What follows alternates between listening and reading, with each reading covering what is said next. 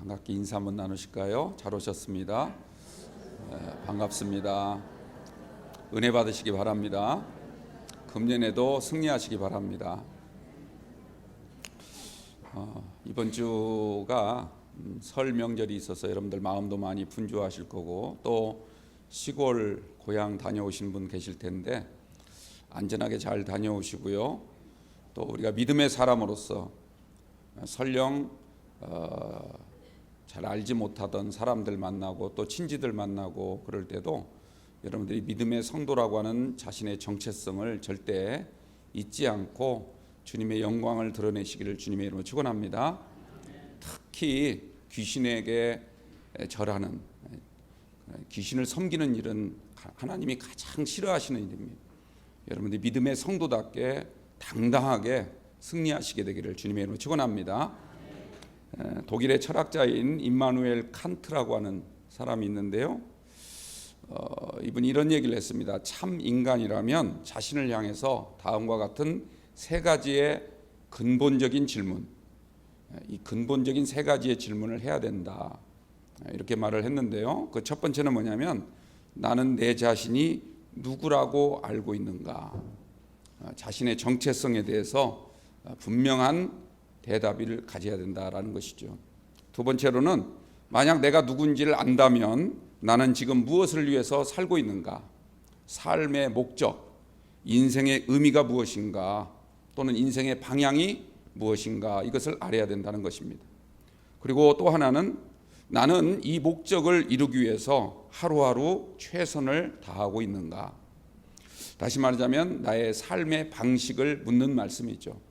얼마나 뜨겁게 열정적으로, 또 우리가 살아갈 때 도덕적인 삶을 사는 것도 대단히 중요합니다. 다른 사람에게 해가 되지 않고 정말 우리가 윤리적으로 깨끗한 그런 삶을 살아야 된다는 것입니다. 여러분들, 새해가 밝았습니다.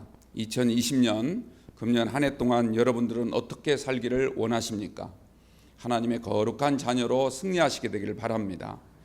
예수님께서 사랑하는 제자들을 부르신 다음에 팔복에 관한 말씀을 선언하셨지요.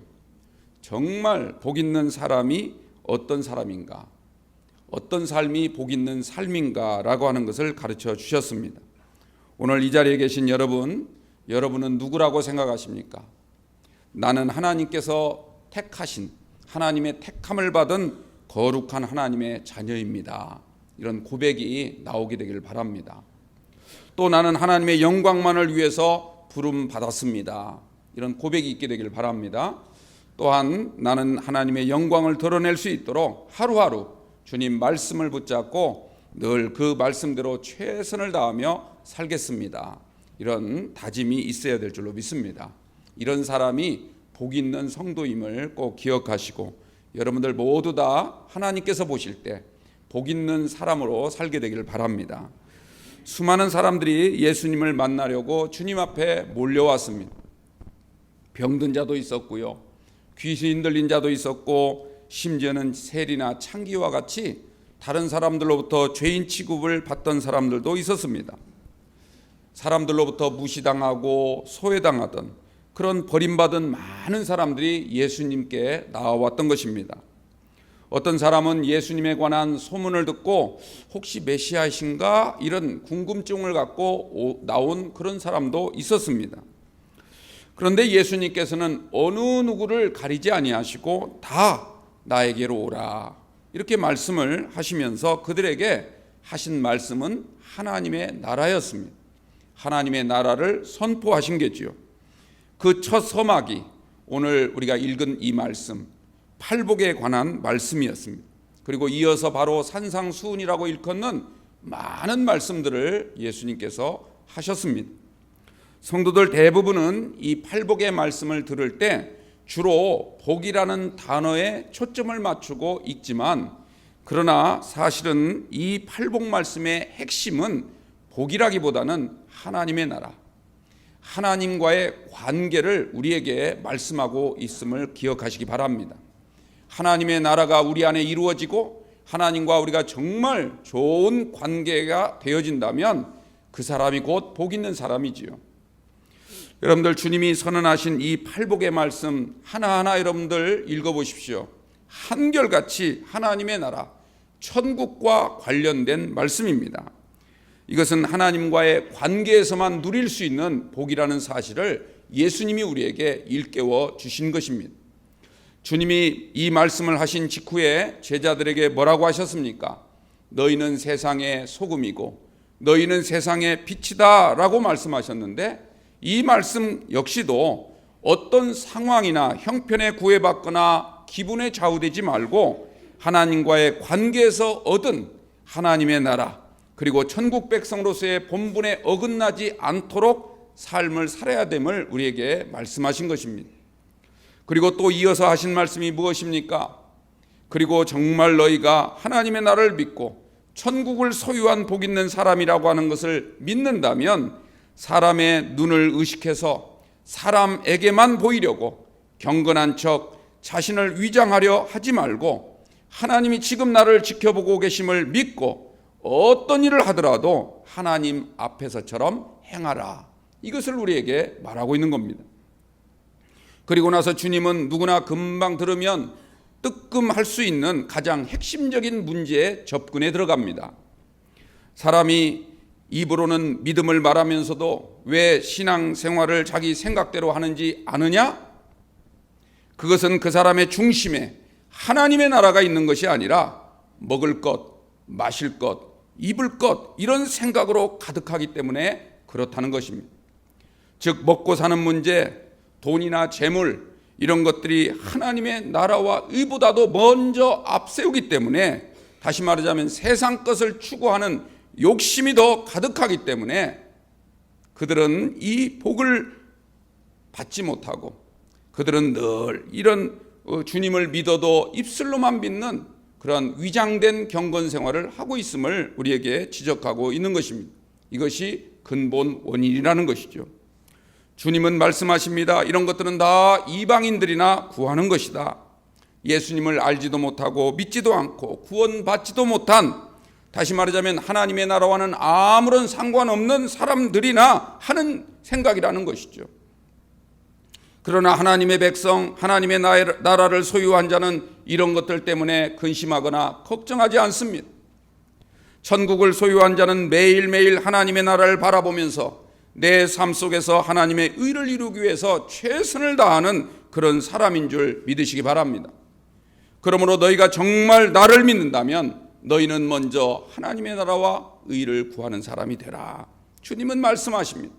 그리하면 너희에게 이 모든 것들, 입을 것, 마실 것, 먹을 것, 이런 것들은 다 더하여 지리라. 원 플러스 올, 이런 은혜에 대해서 주님이 말씀하신 겁니다. 우리 교회 성도님들 중에 연세가 많은 분들이 참 많죠. 나름대로 제가 이렇게 들어보면 노후 대책들을 좀 갖고 계신 것 같아요. 물론 갖고 계시지 않은 분들, 걱정 많이 되시는 분들도 있긴 하지만 노후 대책을 나름대로 잘 마련하고 계십니다. 여러분들, 노후 대책도 중요하지만 노후 대책보다 더 중요한 게 뭔지 아십니까? 사후 대책이에요. 사후 대책.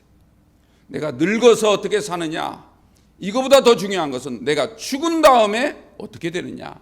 사후 대책을 잘 세울 수 있는, 죽음 이후를 생각할 줄 아는 성도가 복 있는 성도임을 믿으시기 바랍니다. 오늘 지금 우리가 주님의 말씀을 듣고 이제부터 무엇을 목적으로 삼고 사느냐, 그리고 이것을 이루기 위해서 나는 얼마나 힘쓰며 살아가야 되느냐, 이것만 잘 기억하면서 삶의 우선순위를 잘 정한다면 모든 것이 더해지는 원 플러스 올의 축복을 받게 될 줄로 믿습니다. 그러면 우리가 정할 삶의 우선순위, 그 우선순위 가운데 첫 번째가 무엇인가? 그것이 오늘 주님이 말씀하신 심령이 가난해지는 것입니다. 심령이 가난한 것이 가장 우선되는 우리가 해야 될 일인 줄 믿습니다. 심령이 가난해지는 것, 즉 영적인 가난을 말하는 것이죠. 오늘 3절 우리가 잘 아시는 것처럼 심령이 가난한 자는 복이 있다. 왜냐하면 천국이 그들의 것입니다 라고 말씀을 하십니다.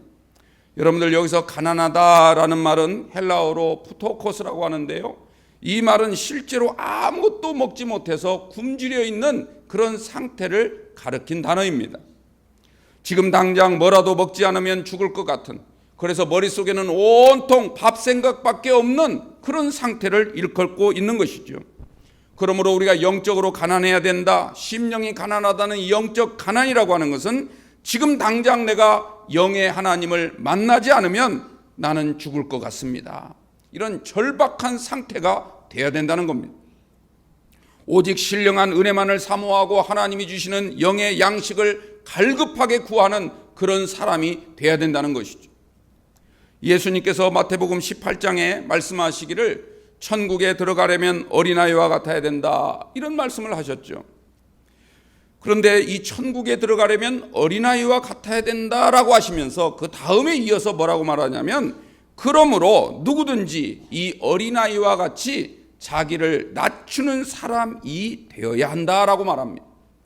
여기서 자기를 낮춘다라는 말은 물론 겸손해야 된다는 의미로 우리가 받아들일 수 있죠. 틀린 해석은 아닙니다. 그러나 이 낮춘다, 낮아져야 된다라는 이 말은 오늘 심령이 가난해야 된다 할 때 그 가난이라는 단어와 같은 뜻을 갖고 있습니다. 단어는 다르지만 의미는 같다, 이런 말씀입니다. 여러분들, 어린아이가 어떻게 낮아집니까? 어린아이가 낮아진다는 것은 무엇을 의미합니까? 여러분들, 어린아이는 자기 소유가 없습니다. 아빠 엄마가 가진 모든 그것을 마치 제 것처럼 쓰는 사람이 어린아이지요. 가진 게 하나 없어도 걱정하지 않습니다. 아빠 엄마가 계신데 뭘 걱정하겠습니까? 더 중요한 것은요, 엄마 아빠 없이는 홀로 살아갈 수 없는 존재가 어린아이입니다. 또 어린아이들은요, 아빠 엄마가 가진 재산이 얼마나 되느냐 이거에 따라서 엄마 아빠를 구분하지 않습니다. 내 내 아빠이기 때문에 그냥 좋아하는 겁니다. 어린아이 이제 막 걸음마를 시작할 때 되면 엄마가 눈에 보이지 않으면 금방 울지요. 그러다가 바로 엄마가 나타나면 바로 울음을 그칩니다. 그 이유는 무엇입니까? 엄마 아빠이기 때문에 그렇습니다. 아이들은 절대로 머릿속으로 계산하지 않습니다. 어느 쪽을 따라가야 내가 더 이로울까, 나에게 더 큰 이익이 생길까를 따지지 않습니다. 그냥 엄마 아빠의 자녀라는 것에 행복합니다.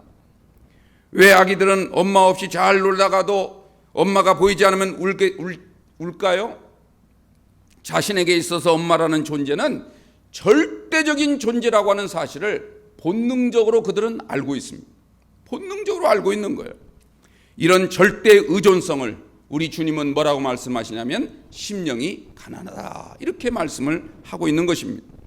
우리도 하나님 없이는 한시도 살 수 없는 존재라고 하는 사실을 본능적으로 알고 믿는 여러분들이 꼭 되시기 바랍니다. 자꾸 계산하거나 어떻게 하면 내가 더 이로울까, 이런 일은 내가 해야 되고 저런 일은 하지 말고 이렇게 계산하거나 따지는 것이 아니라 하나님이 나의 아버지라는 사실만으로, 주님이 나를 위하여 십자가의 피를 흘리셨다는 그 사실만으로도 우리는 평생 감사해야 되고 평생 주님께 예배로 영광 돌리는 성도가 돼야 될 줄로 믿습니다. 이런 은혜가 우리 가운데 있어야 돼. 이런 본능이 사라진다면 우리는 하나님의 자녀라고 하는 정체성이 사라지고 마는 거예요.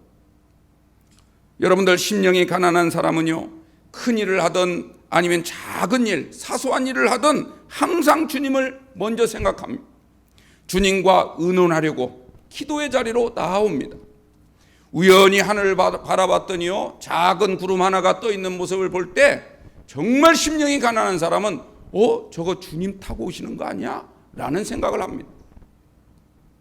어디에서 어린아이가 삐 하고 나팔 소리를 부르면 주님 오시는 소리인가? 이런 생각이 먼저 절로 나옵니다. 몸은 이 땅에 있지만 우리의 마음은 이미 저 하늘 위에서 사는 하나님 나라를 맛보고 사는 그런 사람, 그런 성도가 되는 줄로 믿습니다. 온통 머릿속에는 주님 생각밖에 없는 것입니다. 주님은 그런 상태를 가리켜서 심령이 가난하다, 왜? 천국은 이미 너희의 것이다, 이렇게 축복하고 있는 줄로 믿습니다. 예수님이 제일 먼저 외친 말씀이 무엇입니까? 하나님 나라였습니다. 하나님 나라, 회개하라, 천국이 가까이 왔느니라. 예수님이 마지막 숨을 거두는 순간에도 하신 말씀은 하나님 나라였습니다. 한편에 있는 강도를 바라보면서 네가 오늘 밤 나와 함께 낙원, 즉 하나님 나라에 있게 될 것이다. 마지막 신포도주를 마신 다음에 다 이루었다 하신 것도 하나님의 나라를 말하고 있는 것입니다.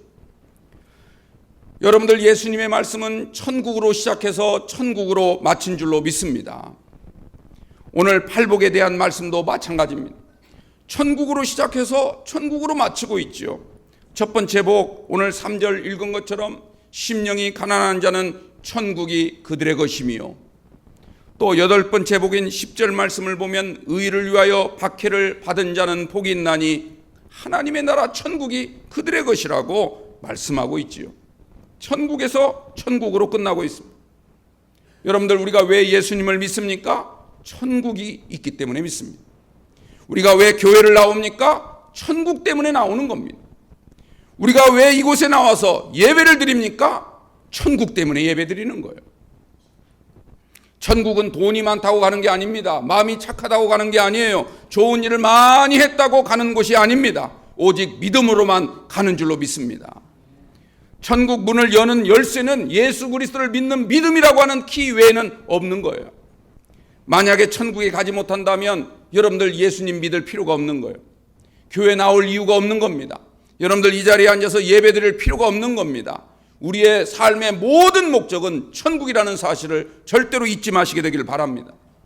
사실요, 교회는요, 제가 목사지만 솔직히 말씀드리면 사람을 굉장히 귀찮게 하는 곳이에요. 교회는 주일 예배도 모자라서 오후 예배도 드리고 가라, 수요일도 나오라, 금요일도 나오라, 심지어는 남들 다 자는 새벽에도 나와라.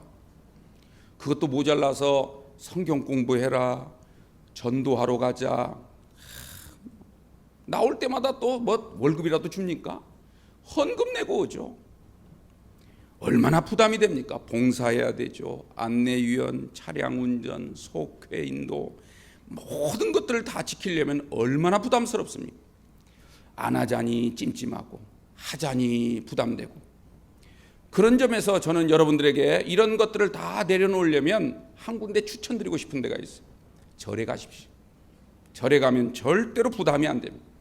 1년에 딱 한 번만 가도요, 왜 한 번 왔냐고 누가 뭐라고 하지 않습니다. 100만 원짜리 연등 하나 사서 걸면요, 스님들이 1년 내내 여러분들 위해서 간구해줘요. 연부를 드립니다. 연부를. 우리들 대신 다 해주는 거예요. 얼마나 편합니까? 그런데도 여러분들 교회 나오는 이유 딱 하나가 있다면 천국 때문에 그러는 거예요. 천국 때문에, 하나님의 나라 때문에 나오는 줄로 믿습니다. 예수님만이 길이요 진리요 생명이고 예수님으로 말미암지 않고는 아버지께로 올 자가 없다는 사실을 우리는 믿기 때문에 이렇게 불편하게 해도, 이렇게 귀찮게 해도, 이렇게 거북하게 해도, 이렇게 부담이 돼도 주님의 견에 나오는 겁니다. 다른 이로서는 구원을 받을 수 없나니 천하 사람 중에 예수 이름 외에 구원받을 만한 이름을 우리에게 주신 바 없느니라. 이 말씀을 믿으시기 바랍니다. 사랑하는 성도 여러분, 이 땅에서는 좀 가난하고 병들고 힘이 없어서 좀 불편하게 산다 할지라도, 사람들에게 좀 괄시받고 무시당한다 할지라도 여러분들에게 천국이 보장되어 있다는 사실을 절대 잊지 마시기 바랍니다. 천국은 나의 것이다. 천국은 하나님이 나를 위하여 준비하셨다. 세상 건축자가 집을 지어도 정말 좋은 집 지을 수 있는데 하나님이 직접 우리를 위하여, 주님이 우리를 위하여 우리의 거처를 짓고 계신다. 이 사실을 여러분들 꼭 기억하시고 이 믿음으로 위로받으시고 이 믿음으로 승리하시기를 주님의 이름으로 축원합니다. 그런데요, 여러분, 천국은 너무너무 좋은 곳이고요, 너무너무 귀한 곳이지만 문제는 아무나 갈 수가 없다는 거예요. 오직 예수님을 믿는 믿음으로만 가는 곳입니다. 믿음으로만. 그러므로 여러분들 이 말을 잘 한번 새겨 들으십시오. 교회에 나오는 것보다 더 중요한 건 예수님을 믿는 겁니다. 교회에 나와서 예배를 드리는 것보다 더 중요한 것은 하나님의 말씀을 믿는 거예요. 믿음이 더 중요한 줄을 믿으시기 바랍니다. 이 믿음 없이 교회에 온다면 여러분의 그냥 발만 온 거예요. 몸만 온 거죠. 이 믿음 없이 예배를 드린다면 여러분들의 예배는 하나의 의식에 불과한 거예요. 하나님과의 만남이 없이 그냥 허공에 날려보낼 마치 메아리처럼 없어지고 말 그런 하나의 모습에 불과하다는 겁니다. 여러분들, 이런 사실을 이사야가 우리에게 잘 지적해 주고 있습니다. 선지자 이사야서 1장을 보면요, 이렇게 말씀을 합니다. 하늘이여 들으라, 땅이여 귀를 기울이라. 여호와께서 말씀하시기를 내가 자식을 양육하였거늘 그들이 나를 거역하였도다. 소는 그 임자를 알고 나귀는 그 주인의 구유를 알건만은 이스라엘은 알지 못하고 나의 백성은 깨닫지 못하는도다. 슬프다 범죄한 나라요, 허물진 백성이요, 행악의 종자요, 행위가 부패한 자식이로다. 그들이 여호와를 버리며 이스라엘의 거룩하신 이를 만홀히 여겨 멀리하고 물러갔도다. 그들은 그냥 성전 마당만 밟을 뿐이니라. 하나님은요, 믿음 없이 사는 이스라엘을 향해 하나님을 거역했다 말하고 있습니다. 너희들은 부패한 자식들이다. 더 이상 하나님의 백성이 아니다. 다시 말하자면 구원받지 못했다, 이 말이죠. 하나님이 우리를 긍휼히 여기셔서 오늘 우리에게 놀라운 구원의 은총을 베풀어 주시고 영생을 주셨습니다. 하나님의 나라를 거저 우리에게 주신 줄로 믿습니다. 여러분들, 이 은혜를 절대 잊지 말게 되기를 바랍니다. 이러한 은혜를 받았음에도 불구하고 그냥 세상 일에 바빠서 교회 일에 헌신하는 게 부담스러워서 교회에 오긴 하지만 그냥 마당만 밟고 간다면 이것은 하나님을 믿는 것이라고 볼 수가 없죠. 이것은 하나님의 언약을 믿는 그런 모습이 아닌 것입니다. 부모가 자식을 낳아 기르면서 온 힘을 다해서 지극정성으로 그리고 사랑으로 잘 보살피고 키워놨더니 자식이 커서는요, 마치 제 힘으로 큰 것처럼 부모를 무시하고 가벼이 여기고 부모의 말씀을 귀담아 듣지 않는다면, 이제는 나는 부모 없이도 얼마든지 나 혼자 살아갈 수 있다라고 말한다면 그것은 배은망덕이지요. 배은망덕입니다. 이스라엘이 바로 그랬다는 겁니다. 그래서 이사야 1장 계속 이어서 하신 말씀을 보십시오. 하나님이 배은망덕한 이스라엘 백성, 너희가 어찌하여 매를 더 맞으려고 패역을 거듭하느냐.